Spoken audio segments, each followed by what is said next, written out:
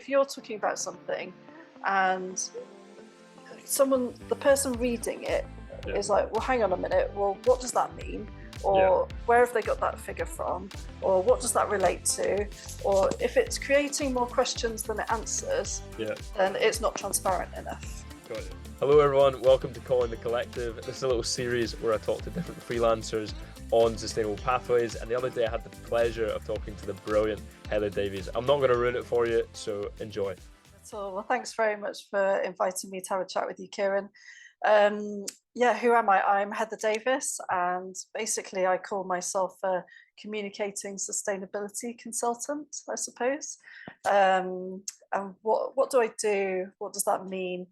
Basically, it means that I work with companies who have sort of sustainability at the heart of what they do, to communicate that and hopefully kind of bring stakeholders, so that could be other people within their business, employees, but also customers kind of along for the journey as well. So the way that I do that, it varies from business to business depending what they need. Sometimes I go in as a sustainability consultant and I actually help them build their sustainability strategy from the ground up. And I've done that with a few small companies locally. I live in the French Alps, and I've worked in the ski industry for the last 10, 15 years or so. And so obviously I've got a lot of contacts here, and there's businesses that want to do things more sustainably, and so I've been helping them out, and that goes all the way from working out the strategy and to then communicating it to their customers and their suppliers and so on. With other companies, I produce content, so that could be articles, blogs, I could be writing reports, website copy, that's quite common, and that's for all sorts of different companies, from kind of multinational technology companies through to startups, through to other content companies. It really varies. And then the other thing that I help with is marketing strategy. And I suppose what that's all about is basically helping companies to identify where their audience is and how best to communicate with them. So like on what frequency, on what platforms, in what style, in what tone of voice. One of the sort of specific things that I've done a bit of lately is LinkedIn training. So actually teaching companies and companies in the sustainability space how they can leverage LinkedIn to get their message out there, because I think a lot of people think that LinkedIn is a bit like Facebook or Instagram in terms of the platform and the algorithm, but it's not really like that at all. And there's some quite easy things that people can do, but that they don't necessarily know about to get their message out there better and to get more engagement and more reach. And so I've been helping companies with that. And then last but not least, I've been working with a company called eCollective, which is a carbon accounting and consultancy business that basically measures companies' carbon footprints and then helps them set a realistic strategy for reaching net zero. So that's quite exciting. For them, I work on sort of getting their message out there, but also helping their clients communicate the work that they're doing for them. Yeah. There's lots there. Thanks very much. Sorry. No. I was kind of I'm struggling where to start. I suppose maybe where you finished, which is also kind of where you started in a way, is that communication piece with like stakeholders. I was going to ask you, why do you think it's so important for companies to communicate about sustainability? Companies that are genuinely on a mission to be sustainable, like you say, on a realistic path to be sustainable, maybe on a realistic path to net zero. Why do you think it's important that they communicate with stakeholders from your perspective? Well, basically, to be able to embed sustainability into their operations successfully, they need the buy-in of their stakeholders. So they need shareholders to be bought into it. But they also need their employees to be bought into it as well, because it's them that's going to action the strategy, so they need to be brought into it. They need to understand what the reasons. I think, we're always much better at doing something if we understand the rationale behind it. Yeah. And so I think that's really important. So there's definitely quite a big education piece there. And then in terms of customers, I mean, yeah, it's tricky, isn't it? Because obviously there's a lot of greenwashing that goes on when it comes to communicating sustainability to customers or to the sort of general public. And I think the important thing for companies that are taking sustainability seriously is for them to be as transparent as they can possibly be, in terms of what they're doing. And that will do two things. It will really differentiate them from the actual greenwashers, who actually don't necessarily have anything to back up their claims. And it will really build credibility and trust with the people that do want to buy from them, have the potential to buy from them. I suppose maybe that's quite a good, again, it's so interesting, but there's a couple of places I was going to ask you, but maybe finish where you finished there. Is I was listening to I don't know if you listen to Stephen Bartlett, Star of SEO, but you had a guy on who has kind of the most popular TED talk ever, or one of the top, I think it's like top 5, and he's like a public speaker, and he trains people on how to public speak, and he had an acronym called HAIL, which kind of really resonates with what you were saying there, which was, I wrote it down, it's honesty, authenticity, integrity, and love. So if you speak with those kind of principles, that kind of generates that credibility, trust with people. I don't know if that's, maybe you have your own version of that. Do you have a kind of acronym that you use, or is that the kind of principles that you would suggest that companies communicate with, those kind of 4?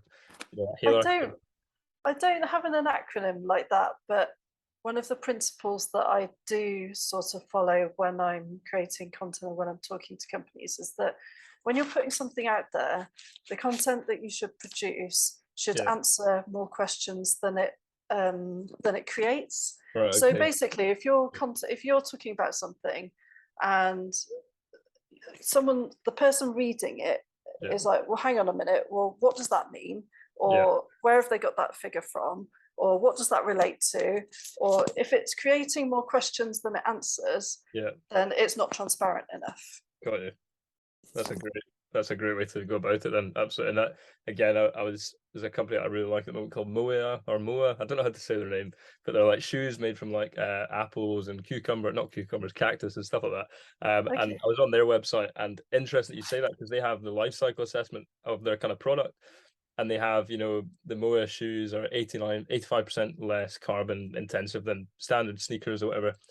But then you can actually then go and look at the life cycle assessment, like the whole thing, like right into the detail of it. So like you say there, is that if they just put that there, you'd be like, well, where did they get that figure from? How am I going to trust that? Whereas then they've published even further detail to that. Now, obviously that's not on their landing page, because it's, not everyone's going to be interested, but just like you say, they're really showing as much depth or answering those questions, I think is key. So yeah. No, it really is. And I sort of think that things shouldn't be more than kind of 2 clicks away, so that people, if they do want to find more detail, can get to it. Right. Maybe, I don't know if this is putting you on the spot a little bit, but it is timely that I think greenwash is something that I know that you're passionate about and do a lot of work in, and a real expert in how to avoid it and how to actually communicate authentically, like you're saying. But obviously you might have seen that Coca-Cola are sponsoring COP27. Curious to get your thoughts on that. That's so funny. I was literally just talking to someone about that at lunchtime, and it's really frustrating, isn't it? I think there are 2 sides to it. I did read a comment from somebody that says, "Oh, do you know what? Maybe it's not that important that Coca-Cola are sponsoring, because at the end of the day, this is a forum for policymakers to make decisions and blah blah blah blah blah. Does it really matter who's funding it? The point is that we want to make progress at this thing. So is it just kind of background noise? But on the other hand, I just can't get away from the fact that I can't think of anything that good about Coca-Cola. At the end of the day, they make fizzy drinks that use a lot of water in areas that are quite water poor. they their packaging is environmentally damaging, the sugar in the drinks is contributing to obesity and all that kind of horrible stuff. So on that side of things, it's really disappointing, and I don't particularly blame COP, but yeah, I just think for Coca-Cola it's just a huge greenwashing effort. What if they put that money into actually making a real difference with their products, like changing their products to make a difference? Yeah. I suppose, yeah, I was gonna, now that we kind of know what you do and a bit about why you do it as well, like just explore that a little bit deeper. Why did you get into the work that you do? Have you always worked in sustainability space doing this, or was there a previous bit? But maybe was there a moment where you were like, this is what I want to get into now? Yeah, curious that kind of Yeah, motive. I don't think there was really a pivotal moment. I think sustainability has sort of crept up on me, and I think it's come from a love of the outdoors that I've had ever since I was really small. I've always loved being outdoors, hiking, climbing, swimming, jumping, running, cycling, all those kind of things, and just and that's what brought me to the French Alps. I came out for snowboarding and to run a business and challenge myself in a different way. And I suppose sustainability has sort of crept its way into my lifestyle and the lifestyle of my family, just through living here, through having a child as well. I have an 8-year-old son, and just wanting to do things better, I suppose. Sitting here in the French Alps, I've seen over the last 15 years glaciers melting. I've seen the ski season shorten. Used to be something like 20 weeks. Now we're lucky if we get kind of 17 weeks a year. I've seen the snow rain limit creeping up the mountain. There's lower resorts now that the snow's just not reliable. They can't necessarily open all season long, and also just real fluctuations in temperatures that are really, really strange and not normal for an alpine winter. And then obviously the last summer that we've had was exceptionally hot and dry, and we're in a drought situation now in the mountains, which is just incredible. So I think all of those things together sort of made me turn towards sustainability. I've been working in marketing and communications pretty much my whole career in one form or another, from big four accountancy firms in the UK to running my own business. When we sold our business, I went to work for a group of ski schools. That was kind of like a medium-sized business, I guess. And I was head of marketing communications there. And basically, with having had my head turned in terms of sustainability, having been interested in it for quite a long time, I just had this kind of realization of like, what am I doing? Why am I using my marketing and communication skills just to sell ski lessons? I could be doing something maybe with a bit more purpose. It sounds a bit cheesy, but so I started looking around. I knew this was a direction that I wanted to take, but I wasn't quite sure how to take it. And I looked around for some courses that I could do, and so enrolled on a few sort of one-off like webinar things via LinkedIn and things like that. And then I actually subscribed to the Cambridge business sustainability management course, which was an 8 or 9 week online course, very intensive, that I followed, and that was absolutely brilliant. And it brought together everything that I like, lots of stuff that I already knew, but it kind of brought it all together and really challenged me to think about how it all fitted together, and how complicated, and sort of really taught me about how complicated sustainability can be. There's so many facets to it, and it sort of increased my interest in the area and made me do a lot more further reading and there were assignments to do and everything like that. So it really challenged me.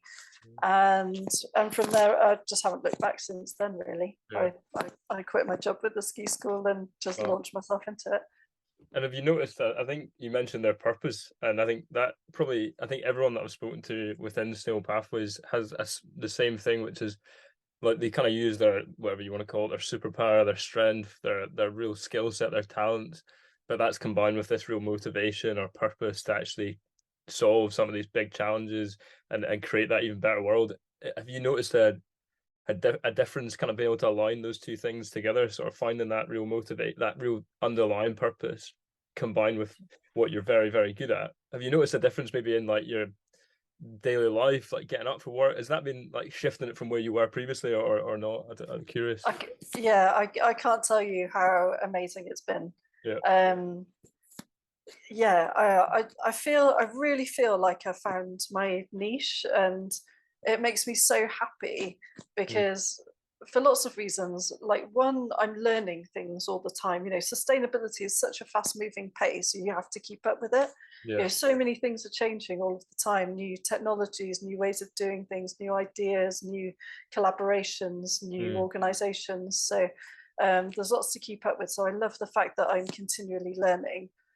I love that, it's something that I'm interested in and that I feel like I can make a difference, which again sounds really cheesy, but it is true. I think we do need to have purpose in our lives, and it does make us feel good. And so I feel really energized. One of the things that I've done since sort of transitioning into sustainability is I've started a not-for-profit organization with a friend of mine, which is called Reaction. And the idea behind that is, well, basically my friend Gavin set up another not-for-profit called One Tree at a Time, which is basically a local sort of community project that has a shop space where basically the idea is to rescue waste clothing from the ski industry and to repair it, repurpose it, resell it, and basically keep it in circulation, because there's a lot of intrinsic value in, say, a Gore-Tex ski jacket, and you wouldn't believe how many Gore-Tex ski jackets are actually destined for landfill, that haven't had the full kind of wear that they should have done. So anyway, he's built this model which is working incredibly well, which the local community has really bought into, which has a logo and things, and people are wearing the One Tree logo with pride, and they're supporting the shop, they're getting involved in community events, they're donating clothing, they're buying clothing, they're basically keeping all this stuff out of landfill. And we were talking together, and he was like, I really want a way to upscale what we're doing at One Tree, because I think other communities could really benefit from this model as well, and it would help keep, he can't go around opening 20 One Tree shops around the world, like he hasn't got the time or the energy or the resources for that. So the idea behind Reaction was to create a collective, a bit like Sustainable Pathways in a way, but a collective where we could get some like-minded organizations together and bring new organizations online who want to implement the kind of models, the sort of circular models that One Tree has managed to implement in their own communities. So it could be in a climbing community, it could be in a surf community, in a sailing community, because all of these communities have materials within them that they all they all need, they're all using and so on, but that a lot of the time they get, somebody uses them a few times, they get stuffed into the back of a wardrobe or in a garage or something like that, or at the end of their life, what's happening to them?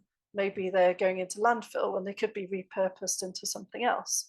So set up this collective, and just to go back to the kind of purpose side of things, like working on this collective just gives me so much joy, because we're getting the feedback all the time of like, oh, this worked really well, we're hooking people up with each other, like we've hooked up a repair service with an outdoor shop in the Peak District, Right. and now their clients are getting their outdoor clothing and their outdoor climbing gear repaired with Sheffield Clothing Repair, for example. Yeah. And it's, things are happening, and they're getting donations, which they're then reselling, which half of the money goes towards restoring peat bogs in their area, which are obviously huge carbon sinks. So that's ideal as well. So we can see the progress, and we can see the connections and the communities in action, and it's down to us. So it's amazing. Wow, that's incredible. And I think you're right. I think maybe one of the things unique to, other than kind of purpose in sustainability, is also people coming together as collectives, as communities, to work towards that common mission. It's not uncommon for people to collaborate and share and share knowledge, share opportunities that you might not get in a previous paradigm or whatever mindset of business, where it's like, oh, you can't do that. Whereas collaboration is now the key. It's the new almost competition, right? It's like, who are you collaborating with? Who are you working with? That's kind of the key, I think, to the success of these kind of different businesses that are setting up, that are trying to be circular in one way. Who can they collaborate with? Like you say, someone that's reselling, partnering with I think you said a repair shop. That's brilliant. Yeah. That's a real key aspect of sustainable development, isn't it? That collaboration. Definitely. It was one of the modules in the Cambridge course was partnerships, and basically how we're not going to get to where we need to go on our own. We need partnerships cross-sector, within sectors as well, between NGOs, between government, between business. It has to be multi-layered and multifaceted, and sort of drawing on the point that you made earlier, like you need all of these organizations and people and agencies to be playing to their own strengths. And if everybody plays to their own strength and collaborates together on things, that's the gold, isn't it? Absolutely.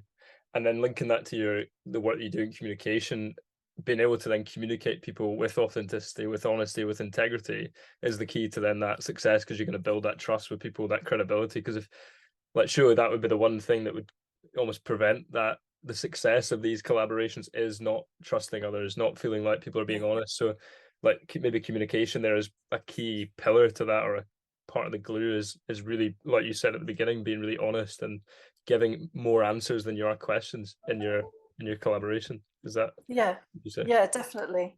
And the other thing about it is telling the stories.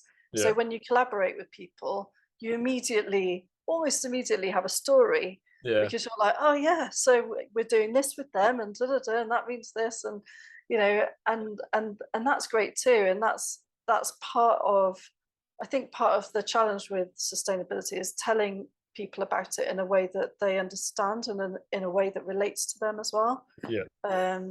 So storytelling is a huge part of the communication side of sustainability. What would be one thing that a business, individual, let's maybe focus on business or an organization, could implement tomorrow, an action that they could take, regardless of the size, the budget that they have? What would that be if you knew that there was something?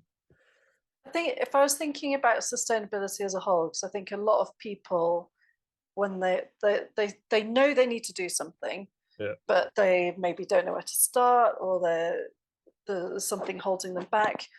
I think the first thing that I would say to people is just start, because you can't get anywhere if you don't start. So the first thing would be to start. And then the next thing I would say would be, and this is a little bit self-serving, I suppose, but would be to surround yourself with good people who know what they're doing. Because at the end of the day, you know how to run your business, but you don't necessarily know, I don't know, maybe the best or the most sustainable supplier for this, or the best thing for that, or the best way to talk about something. So surround yourself with people who can help you with all that stuff, so that you can focus on continuing to run your business. And I think, I think that that's really important. And I think that people make a lot of mistakes, and we've already made a lot of, everybody's made lots of mistakes. We can get past that now. We know certain ways to do things and certain ways of communicating things, so you don't have to make those mistakes, if you know what I mean. Yeah. So I think surround yourself with good people. I think LinkedIn is such an amazing resource for anything to do with sustainability. It's definitely, where I've made a huge number of new contacts in the last year or so. It's where I know that I can go to find answers. Yeah. It's where people in sustainability genuinely support each other, and help each other and are prepared to, answer questions, and no question is too daft. And I found it to be incredible. So I would say surround yourself with the right people, and you can probably find all those people on LinkedIn. Brilliant.